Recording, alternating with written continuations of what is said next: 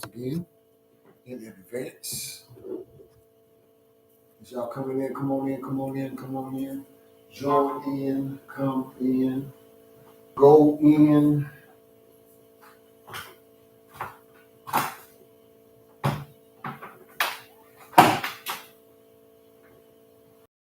Live, guys. Make sure the live, forget about 30, less than 30 minutes to be on here. Then I'm gonna come back, not about 8:30, and we're gonna do the big workout. Y'all good with that? Come back at 8:30, do the big workout. Just want to come on live right now and talk a little bit like we know we do tonight. This ain't nothing new. If you're new to the channel, join if you would, please. Follow. If you would, please. I think all you that's on YouTube, everybody that is on, none of this stuff would be even worth doing if you guys wasn't here to participate. So come on in, everyone join in. As you're coming in, can you please let me know where you're coming from?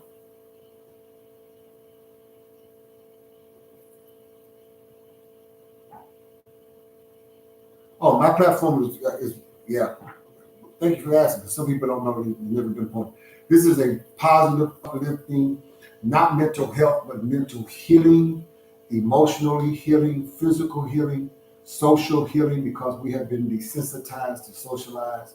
We're not a sociable people per se, except it has some kind of technology in our hand. We call that socialized texting. Even today, I text somebody that I love dearly, and boy, they took that way somewhere it wasn't supposed to go. So I called and said, hey, let me call you, because I don't know what you think I said on the text and my tone and meaning it, but that reply didn't work out right. Oh no. I hit automatic reply. This dumb stupid thing ended up correcting and changing and putting something else that didn't go to you. I said, oh, okay. See, that's why I call. Shoot. Call, come over your house, look in your eye. What do you mean? Okay. So yeah, straight positive. Yeah, I'm a health coach, I'm a health trainer, I'm a motivator, I'm a relationship counselor for over 30 years, pastored for over 30 some plus years to do that. I'm just a real nigga. I'll be honest with you. At the end of the day, if nigga's offensive to you because you don't know what the word originated from, I'll be glad to teach you. The nigga word that we've been using about black folk on one another and what white people used to use was not a derogatory thing when it was originally came up with as a tribe in Africa. They were great men, they were great kings, they were great doers and providers. And for that, the word nigga meant actually a tribe of strength. Of course, white people came, took us to slavery, trying to use that word as a derogatory word. Black folks started using it just like you use any word. You can take it and make a good word into a bad one. But I'm restoring that. And so some of y'all might get offended. Your education, my education is two different things. I am always the person in the room that knows the less. You are the smarter ones.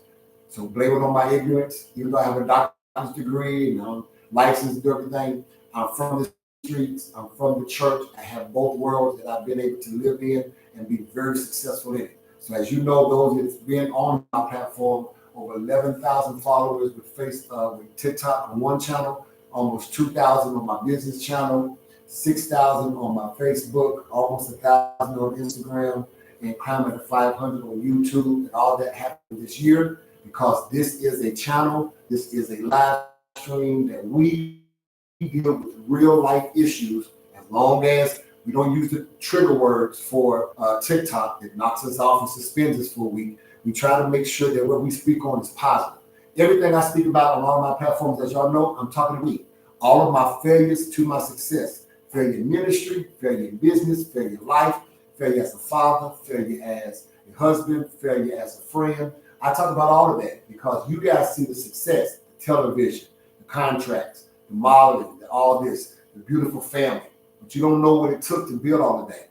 I had to go through a lot because unfortunately, the only example I had, and I love her so dearly, is my 84-year-old mother. She could only teach me so much about life. And she could only teach me so much about being a man, a boy coming to a man. The rest of it, I kind of gleaned from some of my friends' father, who God brought me through, and what the streets and what life taught me. So I'm kind of rough around the edges in some areas. I understand. I'm not the cup of tea for everybody. I understand. But I am the realest nigga that you'll ever meet in your life. I'm going to tell you the honest God truth. Anybody can bring that smoke when it comes to have I ever told a lie. Not even a white one. Not even one to try to get me out of situations because I'm grown. I'm from the time if you do what you say you do and you get caught doing it, don't nobody else take that charge but you. So don't do it if you're able to do that time. You know, the old friend, the corn phrase came out, do the crime, do the time. That's the era I come from, all right? 53 years young, got abs like I'm 16. Yes, I do. Yep, proud of it. Lost 100. Was at 296 pounds in December. I am, as of today, I weighed myself because I kind of did some good eating. But this morning I was 209, now 213. Put some more added muscle on it, all right?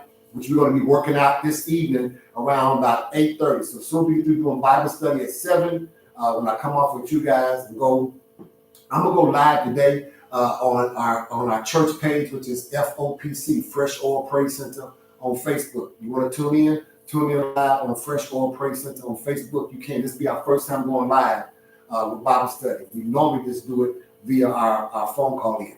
We do that from 7 to 7:30, 7:35. I'm in the book of Acts. I'm going to be hitting the 10th chapter, okay? So I'm world at the end of the day. I am who I am. I ain't trying to justify it to nobody because my age says I've lived long enough to be an old fool who's trying to be wise. My successes and all of my great stories and all the stuff that y'all know about me that do know. If you recognize me from television, blah, blah, blah, God bless you. But I am just as real as they come, and I'm trying to help a generation to become better.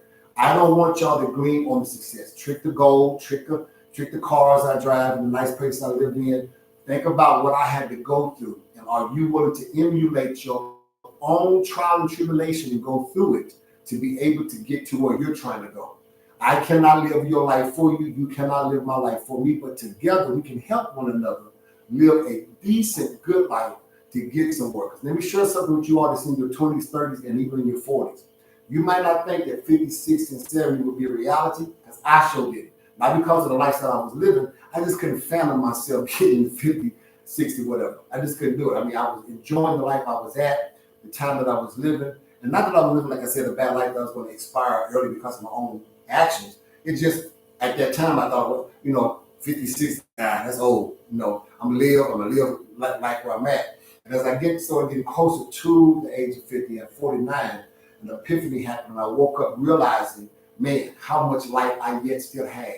I'm not at no hill. I'm not going over no hill. I'm not going down no hill. I'm living life because now there's so much I've experienced. Living in Japan, living in California, living in Texas, live here and born and raised in Oklahoma, traveled to over 13 countries in this world, been over to 26 states in the United States. When you have a resume like that, built businesses from the ground up, worked for the United States government, defended my country, United States Navy. When you have a big resume like that, it is your burden. It is your right. Matter of fact, it is your charge to share that with the world, to let the world know what it would take to become, quote unquote, what we call successful, what it would take to become that person, to become that being that can be proud of the achievements that you're making. So tonight, in my little brief time of talking to you all, I want to share some stuff because I want you, y'all see the brand I'm wearing, Nike, right? You also see I'm wearing my brand, Hulk. I told you my brand will mix and go with any and every brand that you have. These are the rarest Nike shoes that you're going to ever find. Y'all can't even find them. Trust me. My Nike shoe, the Hulk shoe, is now being put together. They're sewing it. They put it together. I go to the website because I'm only doing 5 low top and I'm only doing 5 mid range. Now I know some of y'all waiting for me to get in my hand. I'm telling you, you might want to order right now. You might want to order yours right now Because when you see these shoes, and they're my shoes made by Nike, not no country, y'all know some stuff I can't say, but no, this is made by Nike. I just showed you my other Nike shoes, and I showed you the Nike box. Anyone who knows anything about Nike is going to come in the box and it said what? Michael Coleman, 1 of 1. It did not say that. I showed you all that. So I have certain deals with certain people because of my achievements in life. When this shoe come out, I'm telling you, you need to get it because it's about to become a collective item. Because I'm just not getting some more phone calls to get ready to relaunch me back into some arenas that I once was. But this time, I'm going to do it bigger and smarter. I'm bringing you all with me. I'm bringing you all to the stage. I'm bringing the word to you. I'm bringing you all to the world. But you know what? It's your turn to be successful. And let me kind of share something with you. It takes the efforts of a lot of people to make anything successful. I do not take no credit. Even though I'm the face, I'm the visionary, I'm the founder of my company and all the other 6 companies that I have. Y'all know about the King Hope. You don't know about PatMed. You don't know about Legal Shield. You don't know about the other companies that I run and that I have. Some of y'all know about my church. Some of y'all don't know about the Dr. Emil Coleman Ministries. All of these things I'm the founder of. But you know what I discovered? What good is it to do all of these achievements and you don't teach and train someone how to do it for themselves so that they can be able to have that mark in the earth and be able to leave a legacy for their family. Everything I'm doing is for my 5 children and my 9 grandchildren, right? I've lived it. I've enjoyed life. I'm still keep enjoying it. But majority of what I've wanted to do in life, I've gotten about maybe 90% of everything I mean, whatever desire to do, I've done it. Trust me. And I've done it sometimes twice. But my mission now is, have you done it? And why would I care about you all? Because I care about mankind.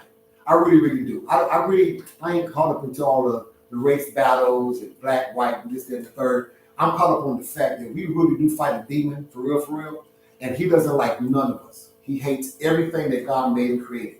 And when I really discovered how much this demon really is real and how much damage he's done to mankind, the greatest creation that God ever made, and so much division, not only with colors, but even among ourselves. I've taken it personal because my mother named me Michael. You all don't call me that. If you have a problem with calling me King, don't call me at all. I have no problem with that either. We can stay our distance from one another. But my mother named me Michael, that when I am called Michael, I defend God's people with every essence that's within me. That's the reason why. It's not no ego thing. It's just that when she almost died having me, and literally did for a couple of seconds, this is the name that God gave her and said, tell him as he gets older, you are to defend God's people. I've taken it serious ever since I understood that assignment. So what I'm trying to do now in my defending you all is making sure that you guys have all of the principles and all of the things and tools that you need to be able to be successful and leave a legacy for you and your children. Number 1 of them is health. I'm on this big health kick right now. You sure got dog right. And for me to lose 80 pounds within 90 days and me to go from December to March and I lose the 80 pounds. And from March to now, I went from 222 in March. Now, like I said, 208. The lowest I've been is 206. So in less than a year, I went from 296 to 206. Got abs, got the body.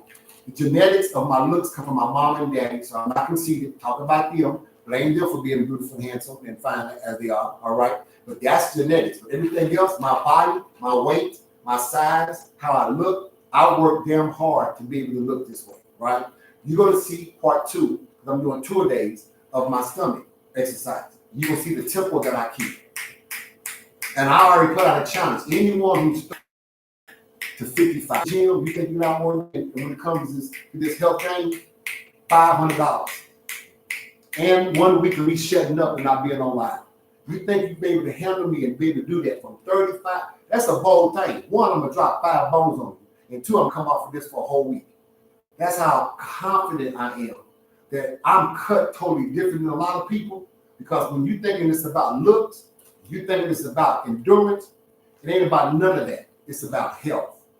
And when your mind is healthy, everything else in your life will become healthy.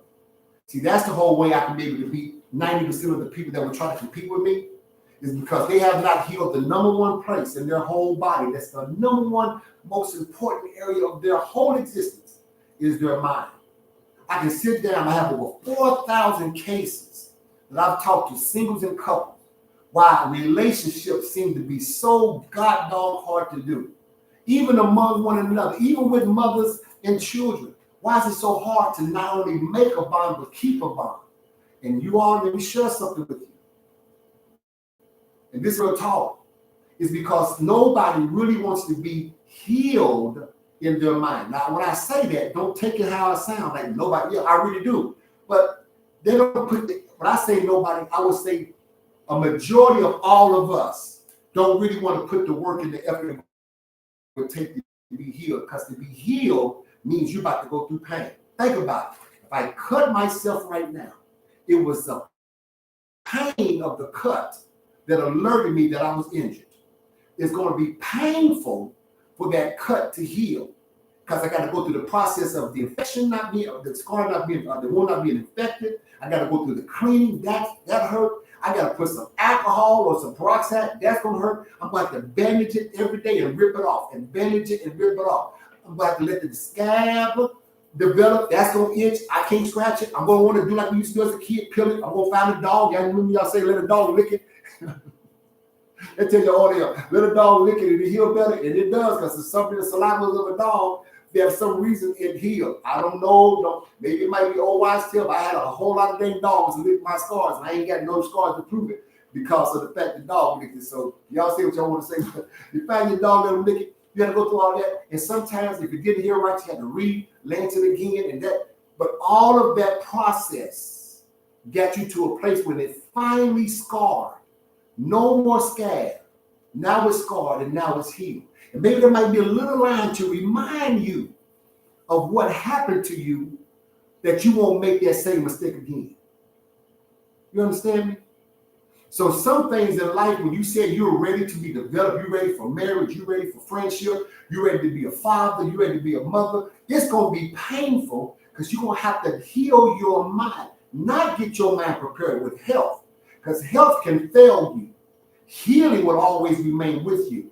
Every scripture in the Bible, God did not give them health. He gave them healing. But to get to the road of healing, you got to be able to face the road of health. And the road of health is painful, ladies and gentlemen.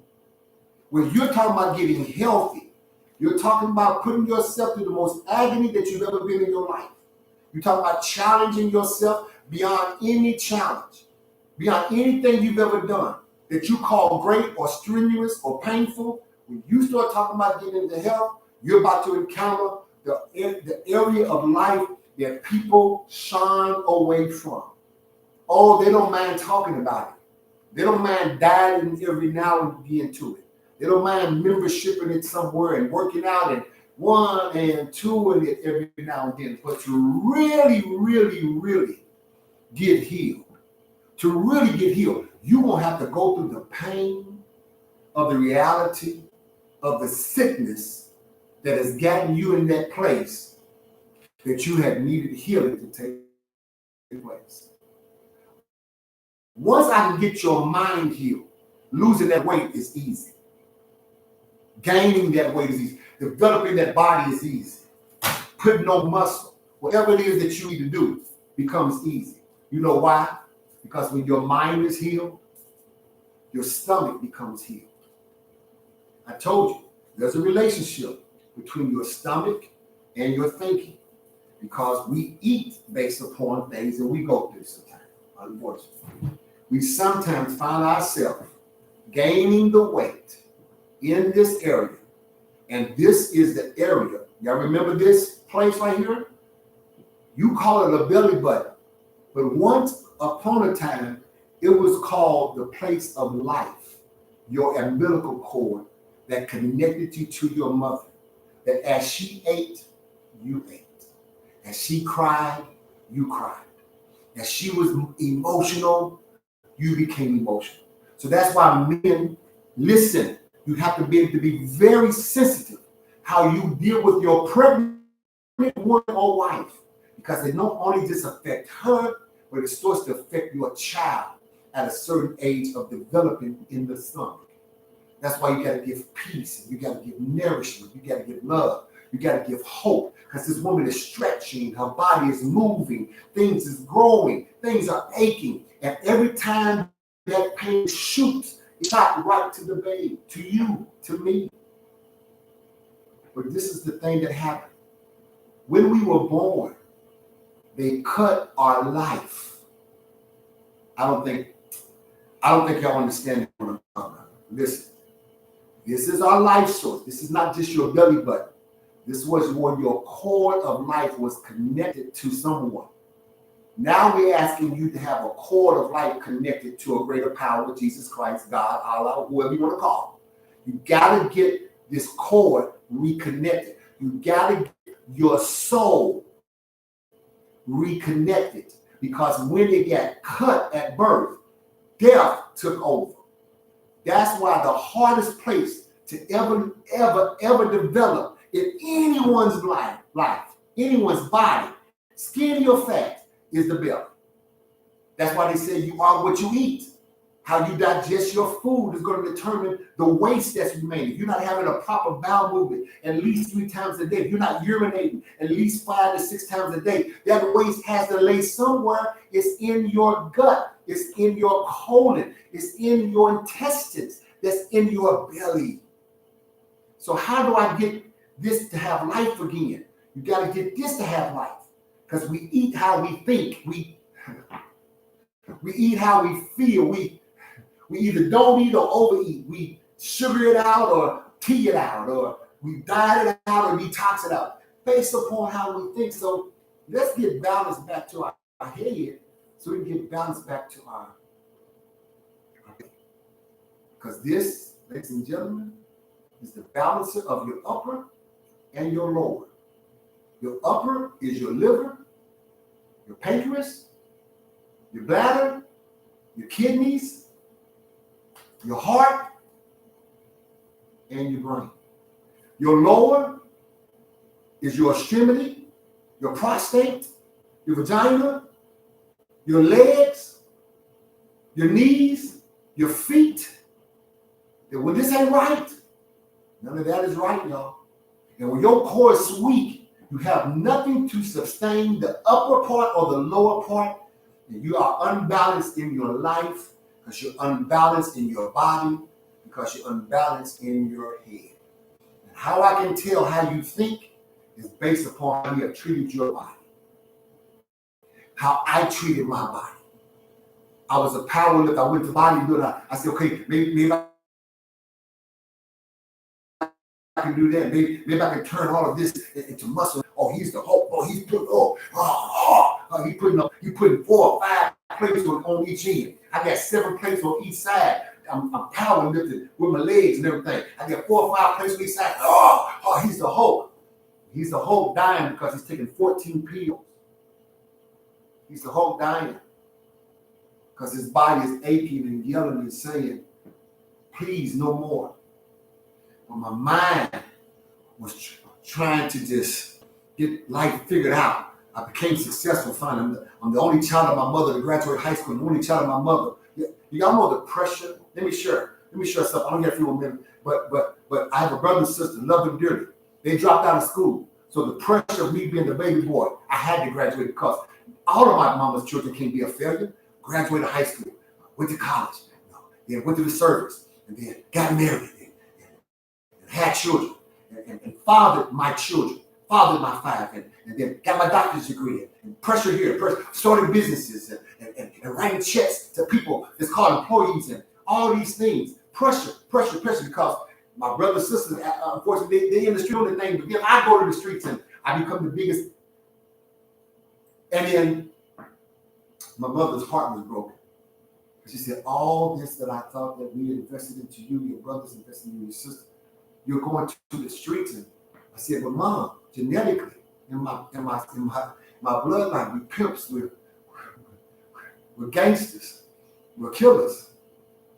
So my grandfather killed my grandmother. My dad killed his brother. So it's in us. My mother looked at me one day, she says, not in you. And I've hurt some people real bad, but never no one who didn't deserve it, until I realized that they was somebody's son. It was somebody's father. It was somebody's brother. It was somebody's uncle, nephew, or cousin. It's As I hurt them, I hurt other family members. My mother said, but in you is something that has to save the family. You're going to have to deal with this bloodline curse and somehow bring it to the bloodline blessing, because we have not always been cursed. It was one act of one of our family members that let this portal come in and just ruin the meaning of our family. So you know why I call myself king? Because my third grandfather on my dad's side was and will always be in history the Chickasaw Nation chief of Watonga Indians that lived in Watonga, Oklahoma. His son became it. My grandfather and my father obliviously messed it, screwed it over, didn't do it right. All my uncles, even down to my brothers from my dad and even from my mom, baby boy says, I'm going to restore our name and restore our right. So this ain't no ego thing for me. This is my blood right. That's why when I come on these lives, I come with so much passion, man. I come with the truth to you all and tell y'all, this is the stupid stuff I've done. Please don't repeat it. Please don't repeat it. Yeah, I made a couple of $1 million, but I also lost a couple of $1 million. Don't repeat that. Don't get the foolishness. Don't be so humble that you're really proudful and don't know it. Don't walk around the humble guy, because that was what I was known for. He's so humble. But I had a sense of pride that was not a good pride of saying that I've accomplished something, but there was an urgency with it that I didn't realize until I left the scene of lights and the cameras, and I left television, I left fame, and I said, oh my God, I become better than anyone. Where did that thinking come from? Might have never said it, I sure was living. And it was Little Ursula, the organization that we was in, called me one day and said, I've always been hurt since the day you always looked over me and shook everybody else's hand. Everybody had all these great things to say about you, how you were so nice and you even help people's babies. Boom, boom. But every time you saw me, you walked right past me like you didn't see me.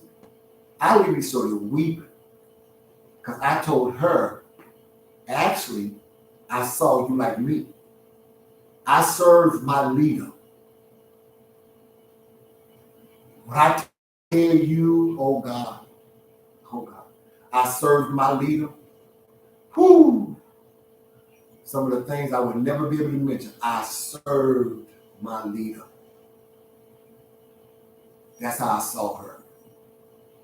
I told her, I said, please forgive me. Because I definitely know how you feel. Even though I was on stage and I still felt like sometimes I was not appreciated for my level of sacrifice of serving.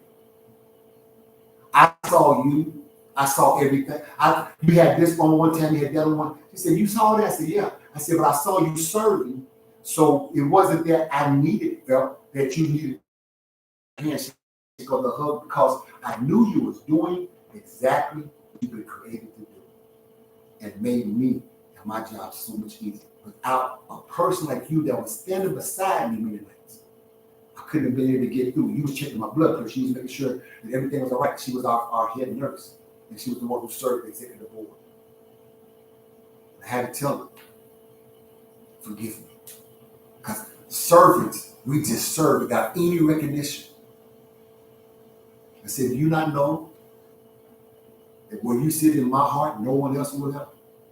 Because even to today, I talk about how well you served me, even though not one time I told you thank you. Your reward is bigger than me. My thank you might have made you feel good here, but compared to what God has for you in your life, that little thank you wouldn't have meant nothing. But let me say it, because that's how my mama raised me. That when somebody do something nice for you, it don't take too much for you to say thank you. And I said, thank you. Not only thank you, but I'm indebted to you. And my love for you is forever. Whatever I can do for you and your family, there's no amount of time, money, or whatever my resources I got you. And I heard her weep. She said, all I've ever wanted to hear was those words from your mouth. And that was, thank you, and I love you.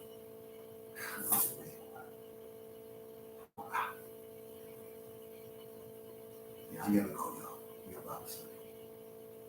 I appreciate you all. Thank you all. I'll be back here at 8:30. We'll talk about some of the new merchandise that just came in. Y'all can come back at 8:30 be with me. You'll come back at 8:30 be with me. And we get on the Fresh Oil page. And get ready for the church. Now come on back at 8:30. We'll pick it up from there and do a little workout. Get this hawk in, all right? Appreciate you all. Hey, thank you. And as a human to another human, I love you. And that's real talk. I just love God's people. Every human being. I love you.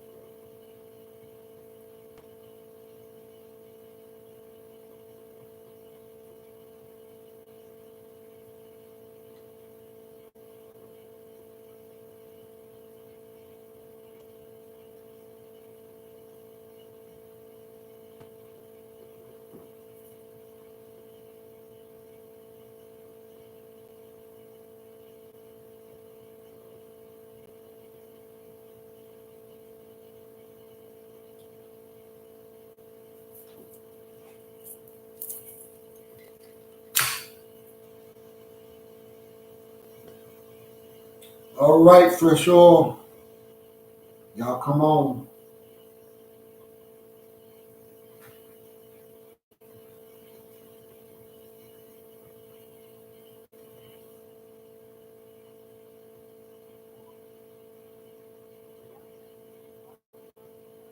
If you are the host, press star now.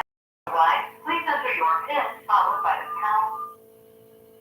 Thank you. There are 2 participants in the conference. This meeting has lobby enabled. To control meeting lobby, press 9.